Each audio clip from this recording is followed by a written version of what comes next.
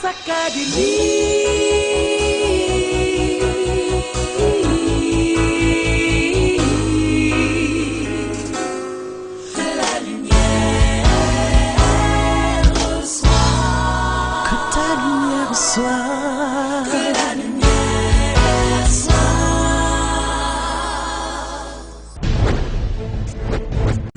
ne suis pas de ceux qui prêchent un évangile de malheur.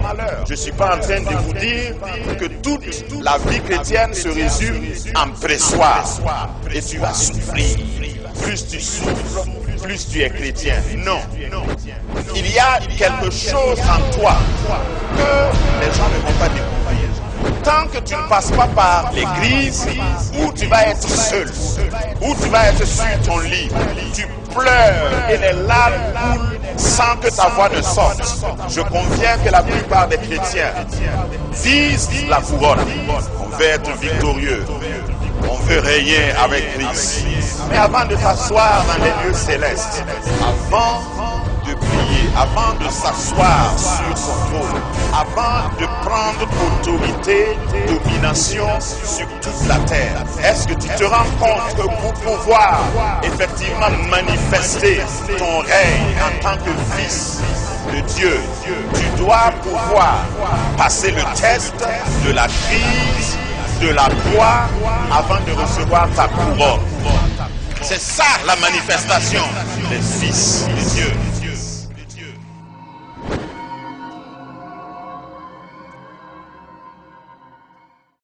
Je pense que Dieu m'a donné quelque chose pour quelqu'un.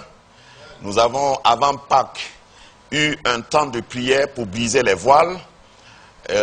Vendredi dernier, également, pendant la veillée, Dieu nous a encore donné d'autres équipements, d'autres outils. Ce qui est reçu ici est pour toute l'Église. Donc, je suis obligé de parler en continuité. Aujourd'hui, Dieu veut te dire par un message relatif à Pâques, parce que voyez-vous, Pâques n'a pas commencé quand Jésus est mort. La parole de Dieu nous enseigne dans Apocalypse que l'agneau de Dieu a été immolé avant la fondation du monde. Ça parle de l'omniscience de Dieu. Dieu, avant que ton problème n'arrive, avait déjà la solution. C'est pourquoi, par principe, chaque problème est plus jeune que la solution. C'est-à-dire que la solution est plus vieille que le problème. Quand le professeur vient au tableau et il met un problème, et il dit aux enfants, aux étudiants de traiter le problème, ça veut dire que la solution, la réponse est où? Elle existe déjà ou bien ils vont chercher la solution ensemble? Je voudrais annoncer à quelqu'un que le problème qui vient de t'arriver, même pendant la semaine là, sa solution était là avant la fondation du monde. L'agneau de Dieu a été immolé avant la fondation du monde. Donc Dieu n'a pas été surpris quand Adam et Ève ont péché. C'est ça le message de Pâques. Le diable croyait qu'il a eu une invention. Le diable ne peut rien inventer. Il ne peut pas inventer, il ne peut pas surprendre, il ne peut pas supplanter Dieu. Lorsqu'il essaye d'interférer dans ta vie avec un problème, rappelle-toi qu'il y a un Dieu qui connaît déjà ton histoire, qui a déjà écrit ton histoire. Être chrétien consiste seulement à se rallier à ce Dieu-là, c'est tout, par Jésus-Christ. La prière, c'est dire que ton règne vienne, que ta volonté soit faite sur la terre comme au ciel. Ça veut dire que la volonté de Dieu au ciel pour toi, c'est que tu es riche, c'est que tu es un succès, c'est que tu as gagné la bataille, c'est que tu t'es marié et que ton mariage a réussi et que ton foyer tient et que tu vas voir tes enfants. La volonté de Dieu pour toi dans le ciel, c'est pas la souffrance. Amen. Donc je voudrais parler aujourd'hui encore de certains bénéfices de Pâques. Avant Pâques, j'ai parlé des bénéfices des blessures de Jésus. À Pâques, j'ai parlé de quand le roi meurt pour ses sujets, parce que ce n'est pas commun, c'est pas normal même, c'est pas naturel. Un roi ne meurt pas pour ses sujets. Quand un roi a un problème, il sacrifie quelques sujets pour rester sur le trône. Suivez mon regard. Voilà. Quand un chef de gouvernement a des problèmes, eh ben, voilà. C'est quelqu'un qui va partir. Mais mon chef de gouvernement, mon Jésus, décide de mourir pour moi. Alors qu'il n'avait pas à mourir, c'est-à-dire qu'il n'était pas pécheur. Celui qui n'a point connu le péché, il l'a fait devenir péché pour nous, afin que nous devenions en lui justice de Dieu. Puisque j'ai cité ce verset, je veux préciser un peu. Il dit, celui qui n'a point connu le péché, il l'a fait devenir quoi? Péché. On ne dit pas, il l'a fait devenir pécheur. Demande à ton voisin, tu as bien compris? Voilà. Jésus n'est pas devenu pécheur. Non. Dis avec moi non. Voilà, parce que ça c'est un enseignement, un faux enseignement. Jésus, à cause de nos péchés, n'est pas devenu pécheur. Il a porté nos péchés. Parce que si lui-même il devient pécheur, c'est grave. On l'a fait pécher. Mais il n'a pas été, il n'est pas devenu pécheur. Il a porté nos péchés. À tel point, c'est-à-dire, quand Jésus était sur la croix, c'était la plus grande concentration de péché en un seul lieu. C'est pourquoi la Bible dit que Dieu a été obligé de détourner son regard. Et Jésus lui-même a dit, Père, pourquoi m'as-tu abandonné? Parce que le Père ne pouvait plus regarder ce que Jésus portait. C'est tous les péchés de l'humanité, d'avant, de pendant et d'après, qui étaient sur Jésus. Alléluia. Vous savez, quand on parle de la croix, si tu n'as jamais prêché et puis tremblé, c'est que tu n'as pas encore prêché sur la croix. Donc, Dieu a pourvu à la solution avant même que toi tu naisses. Les péchés qu'il a portés là, c'est avant ta conversion. Donc c'est avant ta prière. Il a porté tes péchés. La conversion consiste, d'ailleurs le mot conversion veut dire faire demi-tour. La conversion consiste à aller reconnaître que c'est Jésus qui a porté tes péchés. Quiconque invoquera le nom du Seigneur sera sauvé. C'est tout. C'est déjà pourvu. Et aujourd'hui, je voudrais dire à quelqu'un, parce que après avoir déchiré le voile, pendant 2 semaines, nous avons, avant Pâques, parlé du voile déchiré. Il y a des voiles qui doivent être déchirés. Après que le voile soit déchiré, il y a des appropriations, des récupérations. Il faut que tu entres maintenant là où tu ne pouvais pas entrer, parce que le voile te séparait de la présence de Dieu. Maintenant que le voile est déchiré de haut en bas, il faut que tu puisses entrer. Amen. Parce que si Jésus n'était pas mort, le voile n'allait pas se déchirer. Et si le voile est déchiré, j'aime toujours dire, c'est pas pour que Dieu sorte. Dieu n'est pas emprisonné. C'est pour que toi tu entres. Donc ne reste pas dehors. Entre dans tes bénédictions. Le voile est déchiré pour que tu t'appropries de toutes les bénédictions. Et on va voir comment cela s'est passé. Nous allons repartir à Apocalypse, parce que le mystère dans la parole de Dieu est que dans Apocalypse, il y a le commencement, alors que Apocalypse est le dernier livre. Dans Genèse, Genèse nous parle du commencement de la création. Amen. Mais Apocalypse nous parle de la fin des temps, mais fait des parallèles à ce qui s'est passé avant le début. Bon, si c'est trop compliqué pour toi, allons pas à pas. Mon message, je l'ai titré « Ne pleure point ». Le lion de la tribu de Juda a brisé les 7 sceaux. Ceux qui ont dit Amen ont compris que c'était pour eux. Ne pleure point, le lion de la tribu de Juda a brisé les 7 sceaux. Quels sont ces 7 sceaux? On parle de cela dans Apocalypse. C'était avant, dans la vision de Jean, c'était avant même que Christ soit crucifié. Allons-y pas à pas. Notre première lecture se trouve dans Apocalypse chapitre 5, d'où nous avons tiré ce passage. Apocalypse 5, versets 1 à 14. Merci à ceux qui peuvent rester debout pour la lecture. Nous honorons la parole de Dieu ainsi. Puis je vis dans la main droite de celui qui était assis sur le trône un livre écrit en dedans et en dehors, scellé par 7 sceaux.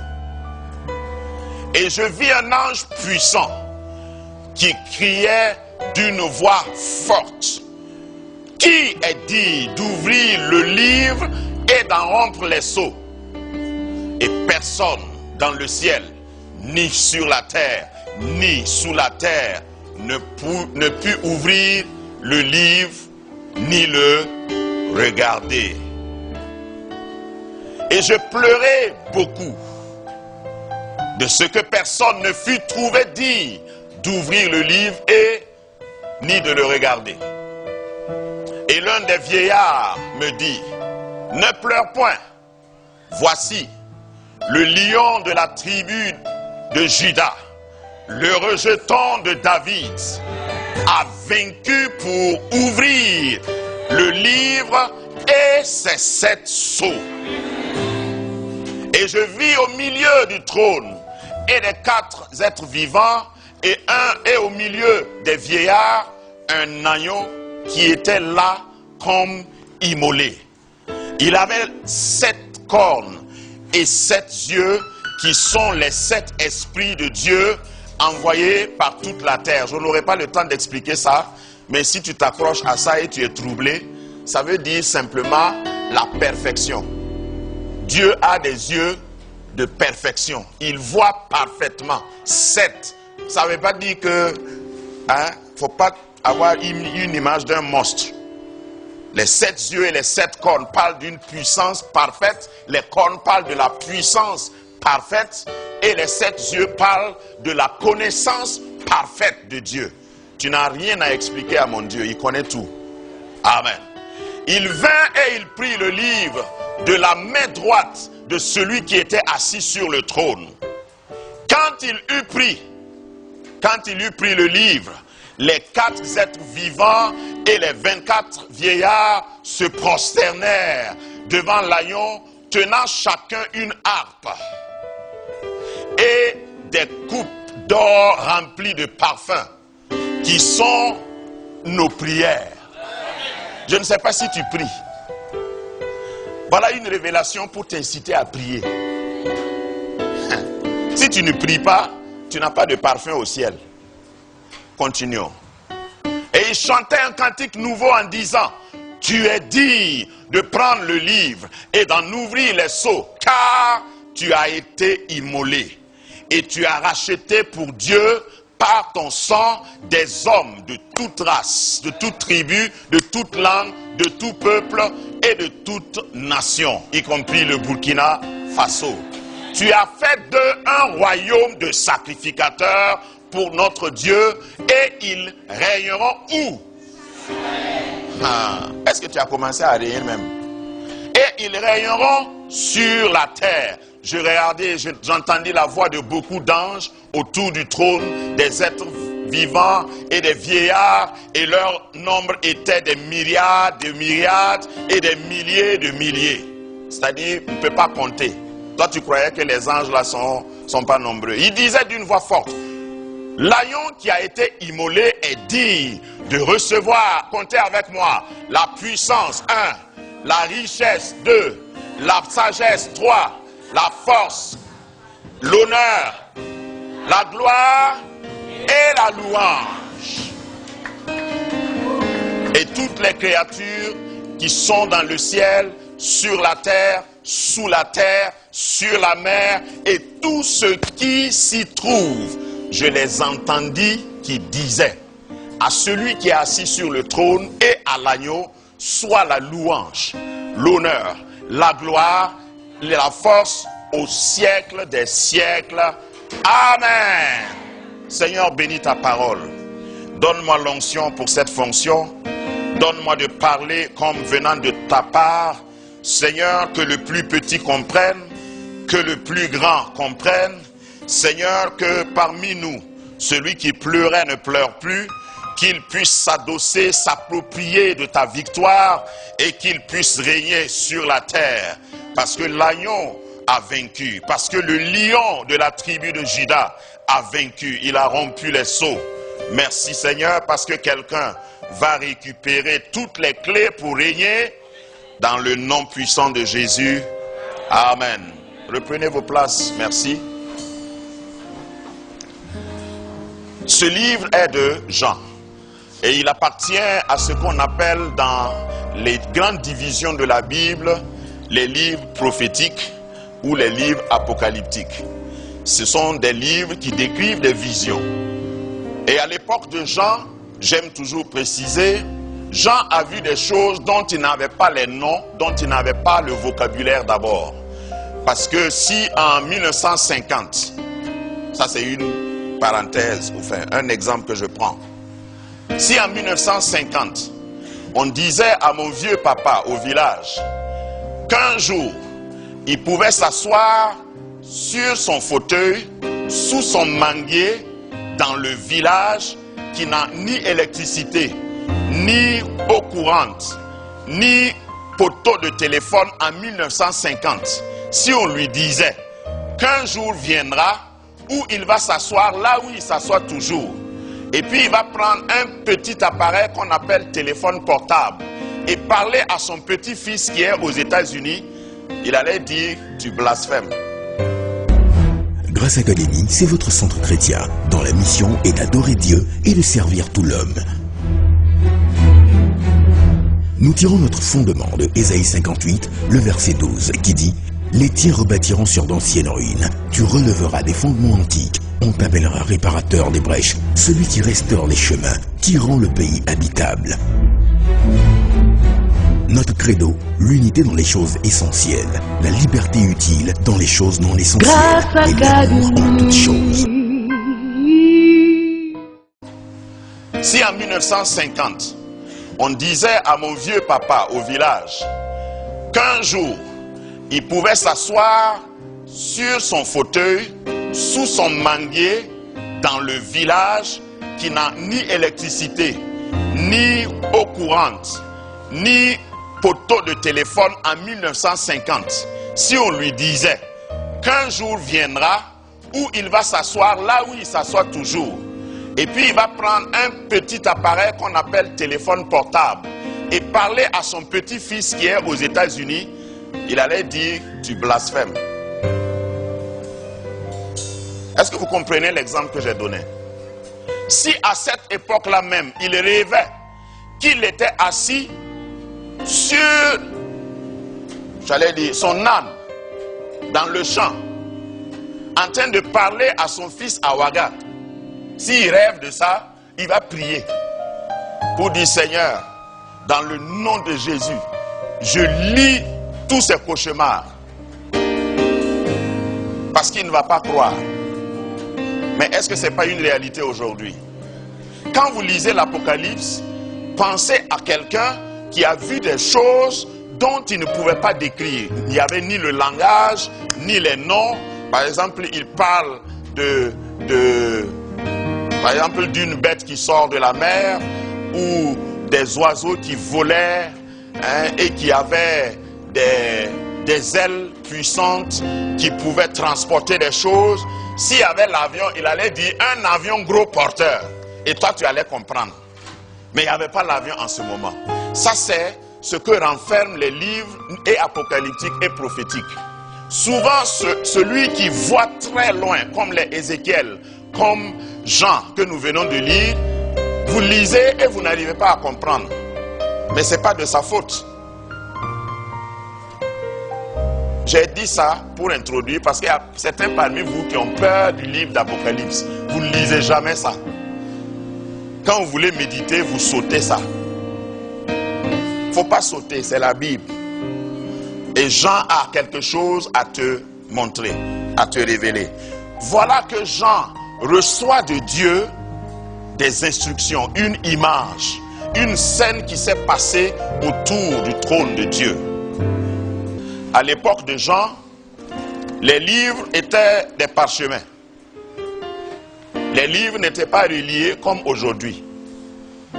Donc c'était des livres, il n'y avait pas d'enveloppe pour sceller le message. Quand le roi écrit, il roule et puis il scelle ça d'une manière et c'est seulement le destinataire qui doit rompre les sceaux. Donc l'image qu'il a vue, il a vu un livre écrit en dedans et en dehors. Et Dieu m'a montré cela dans une révélation. Ce que je suis en train de faire, j'essaie de reproduire ce que j'ai vu. Parce que quand ce qui m'a retenu l'attention, c'est je pleurais beaucoup et on me dit ne pleure pas. Parce que le lion de la tribu de Juda, et il ne faut pas oublier qu'il est lion, il est haillon, mais il est aussi lion. Moi j'ai déjà bénéficié de l'œuvre de l'haillon. Maintenant, je marche avec le lion. Et si tu t'amuses avec moi, le lion va rugir. Amen.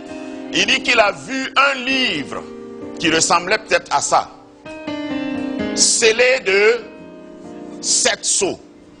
Sur chaque sceau, à l'époque de Jean, il y avait le tampon de l'expéditeur ou de l'auteur de la lettre. Et ce que j'ai reçu du Seigneur, le livre écrit dedans et dehors, représentait peut-être, dehors ça représentait nos péchés, ça représentait ce que tu as fait qui t'empêchait d'accéder à ce qui est dedans. Parce que ce qui est dedans, nous l'avons vu, je vais vous expliquer comment Dieu m'a révélé ça. Ce qui est dedans là t'intéresse, mais ce qui est dehors là te condamne. Et il a fallu que quelqu'un rompt les sceaux. Et cette personne ne peut pas être n'importe qui. Tu ne peux pas rompre les sceaux toi-même. Celui qui était assis sur le trône, c'est Dieu lui-même. Et cela représentait la justice de Dieu. On dit que Dieu tenait le livre. Dieu est tout puissant, mais Dieu est juste. Il a dit l'âme qui pêche, c'est celle qui mourra. Donc Dieu ne peut pas se contredire. Tu as des bénédictions dans la main de Dieu, mais il a fallu que Christ meure. Il a fallu que l'agneau soit immolé. Lorsque tu vois tes bénédictions être scellées, et je n'ai pas le temps, si vous venez vendredi, je vais continuer cet enseignement, parce que je ne vais pas finir ce matin. Si tu sais ce que ça veut dire un seau, par exemple quand vous achetez certaines bouteilles, il y a des gens qui pensent déjà à certaines bouteilles de vin, c'est scellé. Avant d'accéder à ce qui est à l'intérieur, c'est scellé. Si vous achetez une bouteille normale d'eau, et je ne fais pas une publicité gratuite, c'est scellé. Donc il faut briser le seau avant de bénéficier du contenu. Et Dieu me disait que dans ce livre, il y avait un contenu pour toi. Mais le diable, comme il t'a privé depuis le jardin d'Éden d'avoir accès à ce contenu, il a fallu que quelqu'un qui est sans péché vienne. Je suis toujours en train de parler de Pâques. Je ne sais pas si tu me suis. Et le lion de la tribu de Juda, Jean a vu, il a assisté à la scène et il a commencé à pleurer. Il a même dit, je pleurais beaucoup. Il y a beaucoup de gens ici et là-bas, sous le son de ma voix, qui pleurent beaucoup.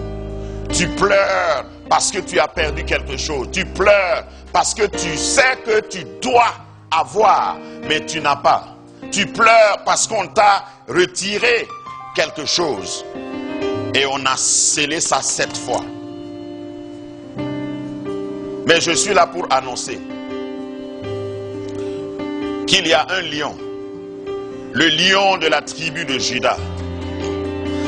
Et un lion a la capacité, il a le pouvoir. Il est haillon, mais il est aussi lion. Il fallait du sang, donc il est haillon.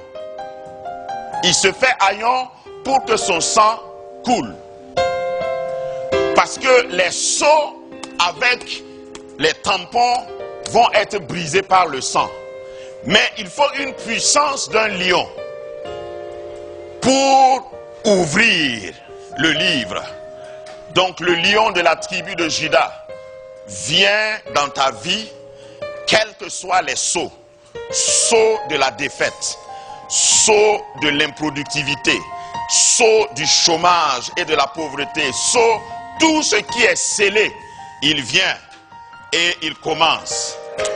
Un premier saut, un deuxième saut, un troisième saut. Ne pleure plus, parce que le lion de la tribu de Juda a rompu les seaux. Ils rompent les seaux. Et le livre, il va l'ouvrir. Qu'est-ce que tu vois écrit?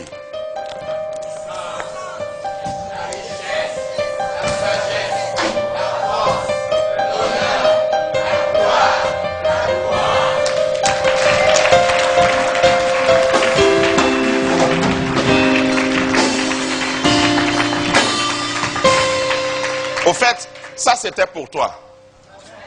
C'est vrai que on dit que Christ est mort pour nous. C'est à lui que sont attribués tout cela, mais il te le donne désormais. Les 7 sceaux renfermaient 7 bénédictions. Ça c'est ce que Dieu m'a dit. Parce que si vous comptez dans le message, enfin dans la lecture, on dit à l'agneau qui est assis sur le trône, soit la puissance, la richesse, la sagesse, la force, l'honneur, la gloire et la louange. Est-ce qu'il y a quelqu'un ici qui a besoin de puissance? Ok. Il y en a qui savent se débrouiller sans la puissance. C'est pourquoi ils n'ont pas levé la main. Est-ce qu'il y a quelqu'un ici qui a besoin de la richesse? Est-ce qu'il y en a qui ont besoin de la sagesse? Y a-t-il quelqu'un ici qui a besoin de la force?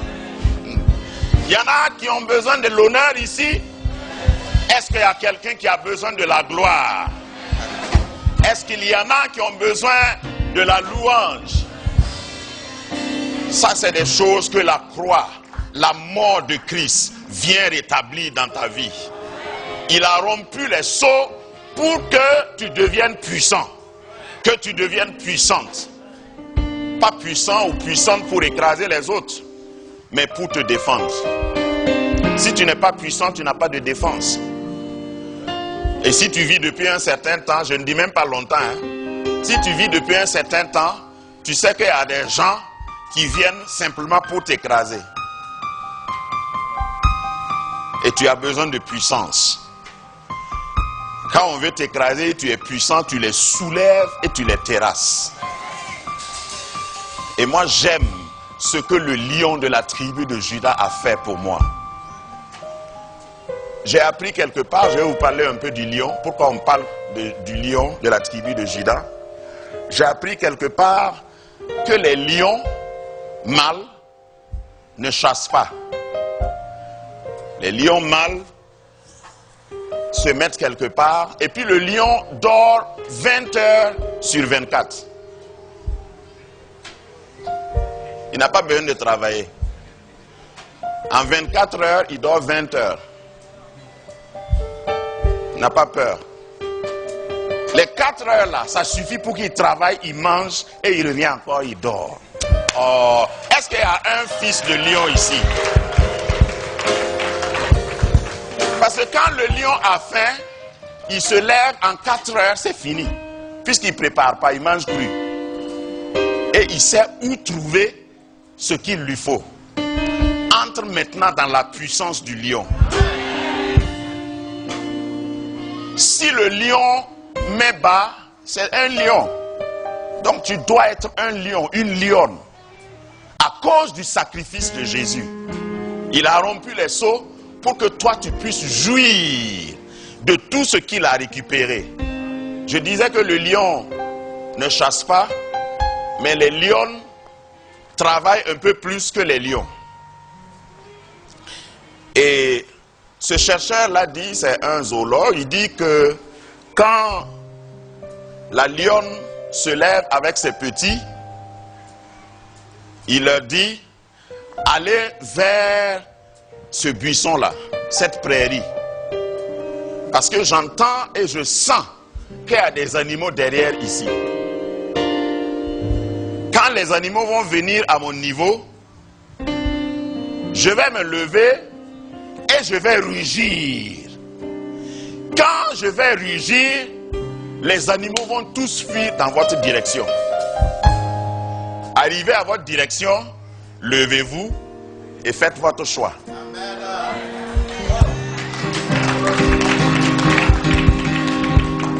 Voilà ce que le lion de la tribu de Juda fait pour moi.